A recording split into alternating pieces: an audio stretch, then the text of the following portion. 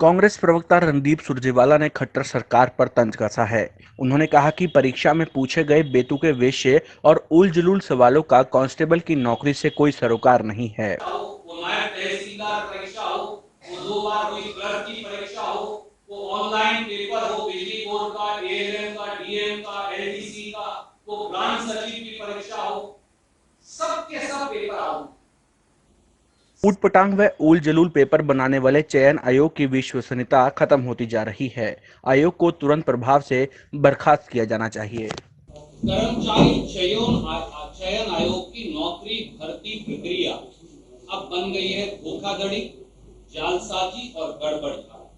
साथियों, 7 अगस्त 2021 को सुबह और शाम पुलिस कांस्टेबल की भर्ती में जो सवाल पूछे गए, उनका एक सैंपल मैं आपको पढ़कर सुनाऊं। पहला सवाल, अपरीक्षित युवा सांड छांटने का एकमात्र सर्वोत्तम आधार क्या है? ये कांस्टेबल परीक्षा है। दूसरा सवाल, पशुओं में चिड़चिड़ी बुखार का रोग कैसे होता है? तीसरा सवाल, एक संकर बछिया की प्रथम ब्यात की आयु क्या होती है? चौथा सवाल, भदावरी भैंस का उत्पत्ति स्थान क्या है? पांचवा सवाल, निम्न में कौन सी भारवाही गाय की नस्ल है? छठा सवाल,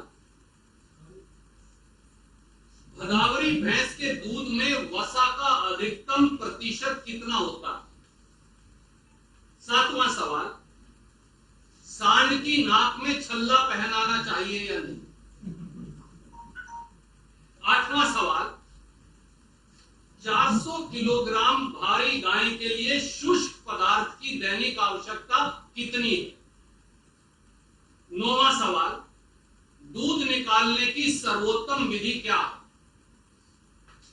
10वां सवाल, गाय और भैंस किस परिवार से संबंधित है? एक और सवाल, बाजरे की फसल में कितना बीज डालना पड़ेगा? ये साथियों पशुपालन विभाग में वीएलडीए की नौकरी के लिए नहीं, ये खट्टर साहब और उनका कर्मचारी चयन आयोग हरियाणा में पुलिस कांस्टेबल की भर्ती के लिए इस प्रकार के सवाल पूछ रहे हैं।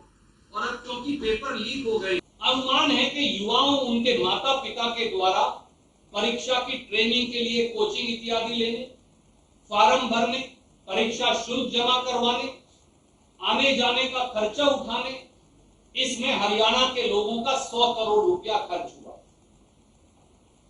खट्टर सरकार और कर्मचारी चयन आयोग हर साल गोपनीयता यानी सीक्रेसी पर 25 करोड़ रुपया खर्च करता है।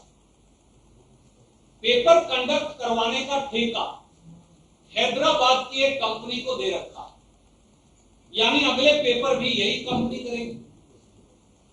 अब सवाल यह है कि जब पूरा कर्मचारी चयन आयोग पेपर कंडक्ट करने वाली हैदराबाद की कंपनी और हरियाणा के सचिवालय में बैठे सफेद पोश और अफसरशाह वो शक के घेरे में हो, तो फिर निष्पक्ष जांच कैसे होगी और सजा कैसे मिलेगी?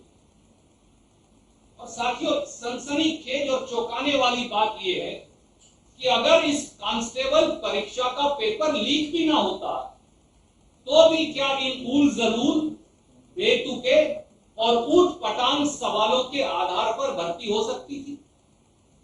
सवाल सीधा ये भी। तो एनएसओ के आंकड़े भी गलत हैं।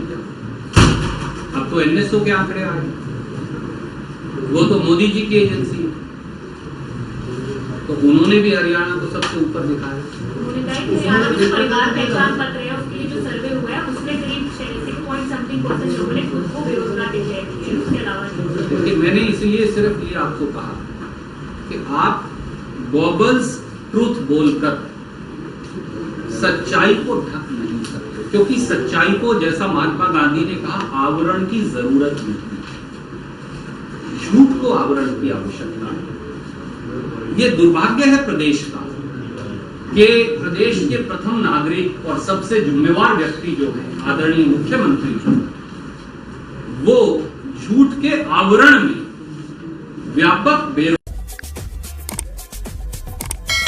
हरियाणा की हर अपडेट के लिए बेल आइकन दबाएं और सब्सक्राइब करें सिटी लाइव हरियाणा। फेसबुक पर भी हरियाणा की हर अपडेट के लिए सिटी लाइव हरियाणा पेज को लाइक करें।